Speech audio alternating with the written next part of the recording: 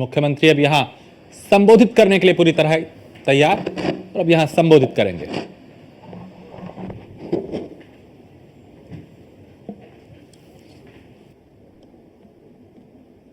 National Book Trust के तत्वाधान में आयोजित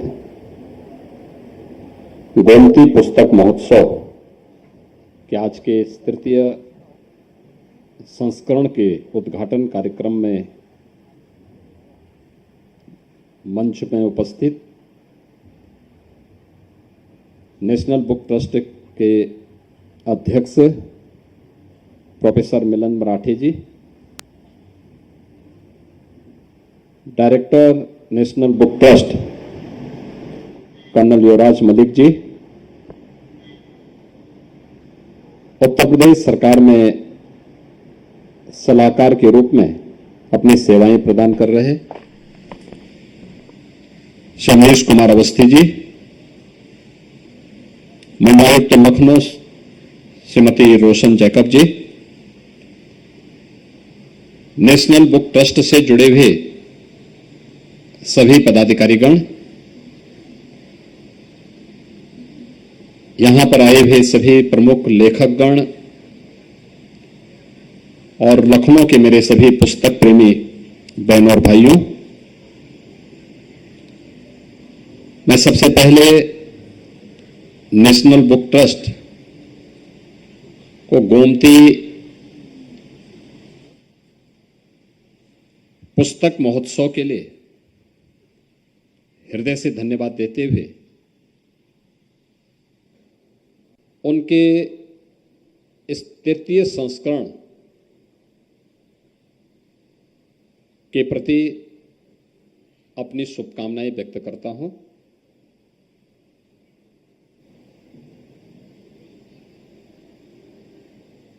पुस्तक मेला और वह भी गोमती नदी जो लखनऊ की प्राण हो,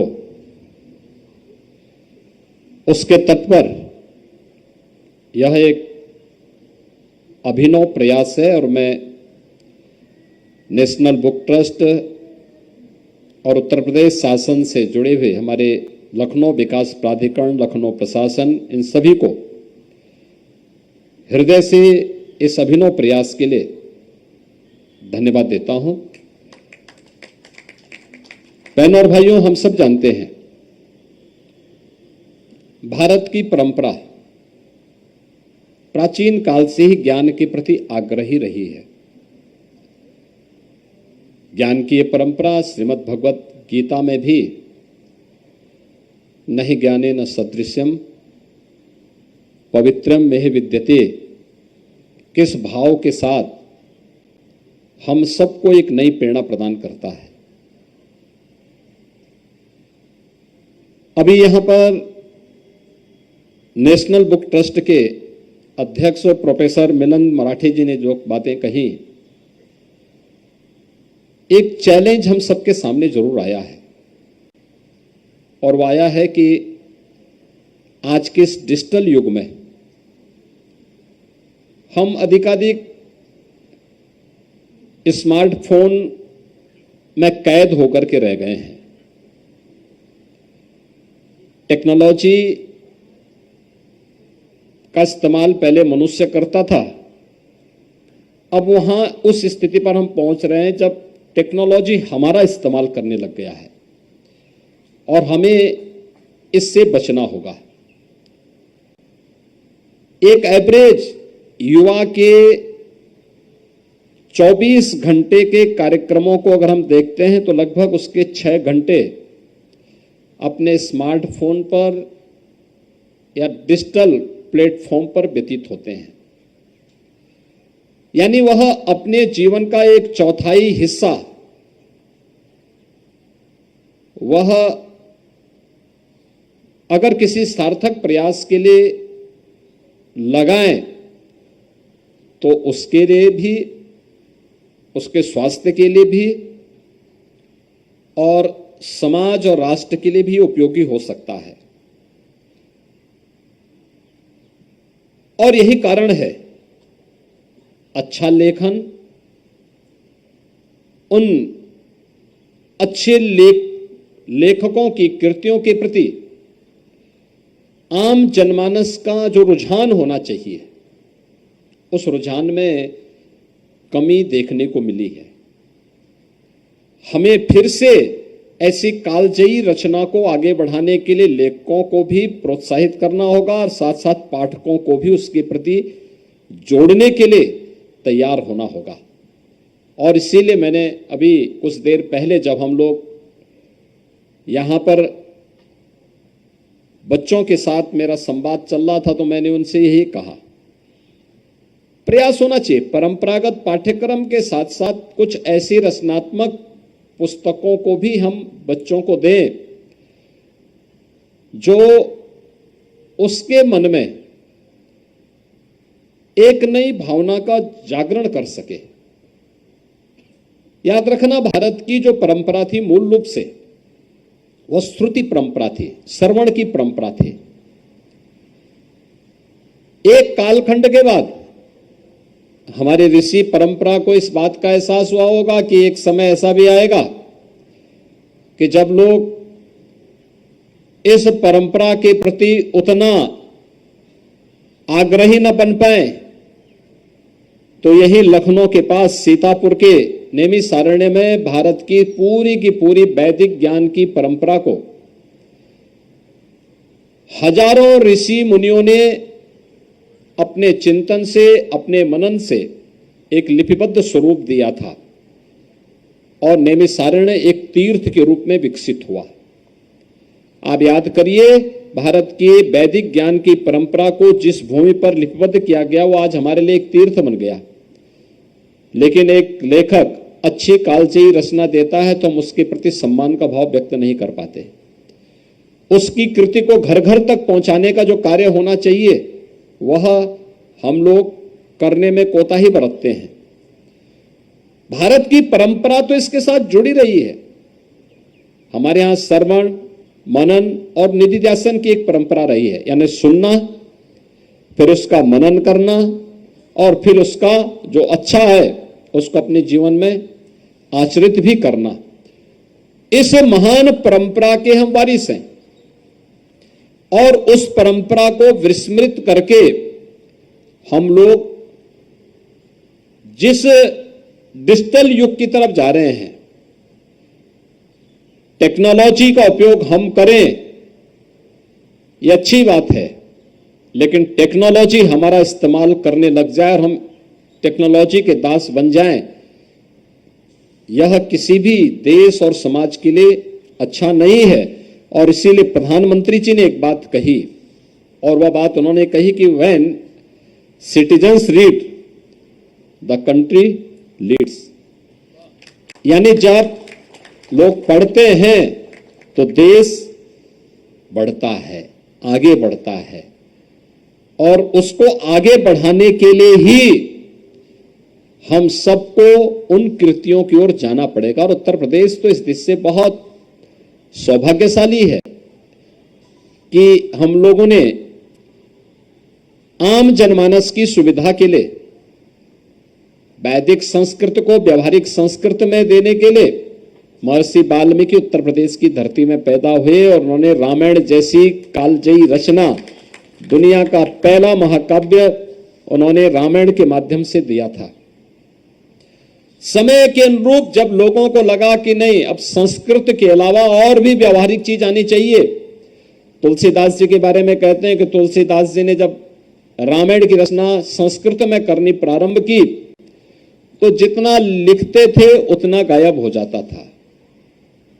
बाद में कहते हैं कि बजरंगबली ने उन्हें दर्शन देकर के उनसे कहा कि नहीं, इसको स्थानीय भाषा में रचिए, और तब उन्होंने रामचरितमानस को अवधी में रचा था। आज आप देखते होंगे अवधी में रामचरितमानस घर घर में गाई जाती है, घर घर में उसका वाचन होता है। हम लोग उस परंपरा के वारिस हैं जहां सामान्य दिनों की बात तो दूर, युद्ध भूमि में भी जब दो सेनाएं आमने सामने खड़ी हो तब दुनिया का सर्वश्रेष्ठ ग्रंथ रचा जाता है और श्रीमद् भगवत गीता के रूप में वह आज भी 5000 वर्षों से हम सब के लिए एक नई प्रेरणा का केंद्र बना हुआ है। कुरुक्षेत्र धर्म क्षेत्र हो गया।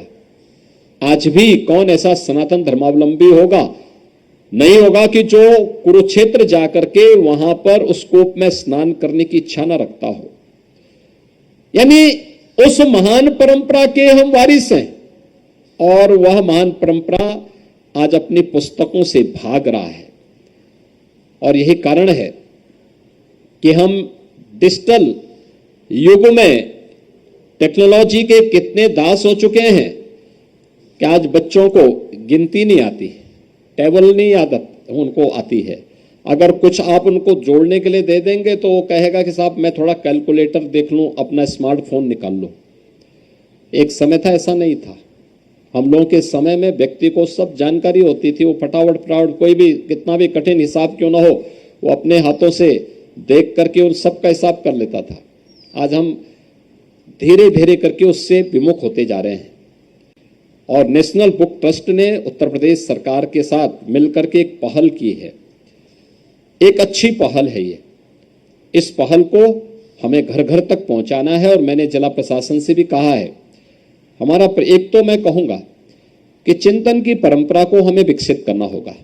कुछ कालजयी रचनाएं देनी पड़ेंगे। आवश्यक नहीं कि किसी एक विषय को लेकर के दें, अलग अलग विषयों को लेकर के। वह युवाओं के लिए हो सकती है, बुजुर्गों के लिए हो सकती है, बच्चों के लिए हो सकती है, किसानों के लिए हो सकती है, श्रमिकों के लिए हो सकती है, उद्यम के लिए, उद्यमशीलता के लिए हो सकती है। अन्य तमाम ऐसे सेक्टर हैं, हर एक सेक्टर में कुछ न कुछ एक नई शुरुआत हो सकती है। और उस नई शुरुआत के लिए लोगों के अंदर रुचि पैदा करना। आज की आवश्यकता क्या है?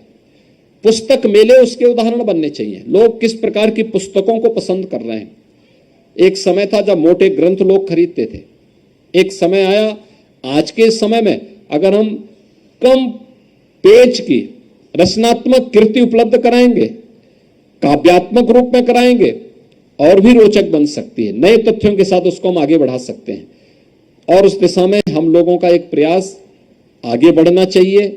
मैं लेखकों से भी यही अनुरोध करूंगा, समाज से जुड़े हुए सुधीजनों से भी यही बात करूंगा, समाज के उस चिंतक वर्ग से भी जो समाज के मूल्यों को लेकर के, समाज के बारे में अपने चिंतन से समाज को प्रभावित करता है, नेतृत्व वर्ग से मैं इस बात को आग्रह करूंगा कि वह उसको लेखने का स्वरूप देने का प्रयास भी करे और उस प्रकार की कृतियों को समाज के सामने लाने का प्रयास करेगा तो वर्तमान पीढ़ी को भी एक नया मार्गदर्शन प्राप्त होगा।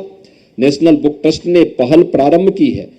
लखनऊ में 30वां संस्करण गोमती नदी के तट पर गोमती पुस्तक महोत्सव के रूप में है।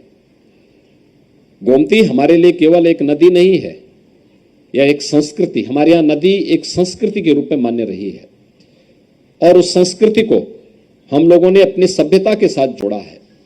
उसके बगैर हमारी सभ्यता और संस्कृति कभी आगे नहीं बढ़ सकती। जितनी भी दुनिया की प्राचीन संस्कृतियां पैदा हुई हैं, किसी न किसी नदी के किनारे हुई हैं, उसके तट पर हुई हैं।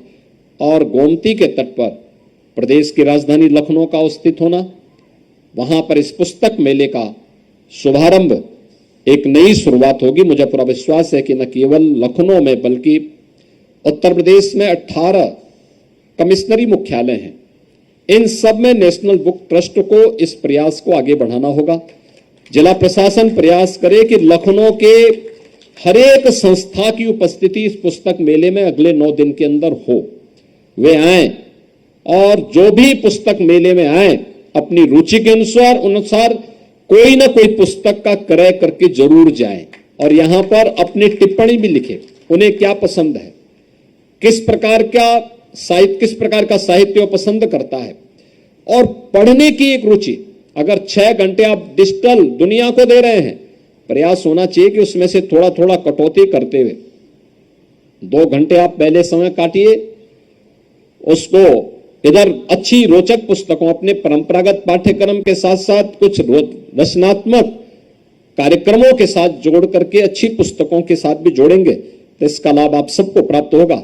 मुझे पूरा विश्वास है कि यह गोमती पुस्तक महोत्सव अपनी ऊंचाइयों को प्राप्त होगा और उत्तर प्रदेश की आबादी के अनुरूप देश के सबसे बड़े पुस्तक मेले के रूप में हमें इसे आगे बढ़ाना होगा। इस विश्वास के साथ मैं नेशनल बुक ट्रस्ट को और इस पूरे आयोजन के साथ जुड़े हुए सभी महानुभावों को हृदय से धन्यवाद देते हुए आप सबके प्रति मैं अपनी शुभकामनाएं देता हूं। धन्यवाद। जय हिंद।